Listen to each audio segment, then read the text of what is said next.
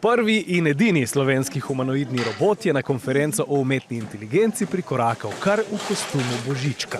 Ko neka stroj se sam pride in se pogovarja s teboj, je to nekaj, česar nismo navajeni, verjetno pa se moramo na to vedno bolj navajati. Mogoče sem ljubiteljica umetne inteligence, ampak vam povem, če ne vi, vaši otroci bojo živeli, sobivali z roboti. Veš, kaj me zanima, kdo so po tvoje, glede na to, da si čustveno neobremenjen s tem, najbolj znani Slovenci? Znani v svetu zabave? Vi imate celo galerijo teh obrazov. Ampak zame so znani tisti, ki ne komplicirajo. Recimo kak robot, ki zna dobro odplesati polko s harmoniko v ozadju.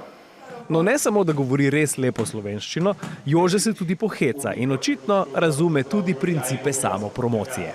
Ampak če hočeš najbolj znane Slovence brez filtrov, verjetno bi robot rekel Prešeren, Plečnik, Tina Maze. Oni so pustili sledi, ki so bolj trajne kot Instastory od kakšne trenutne zvezde.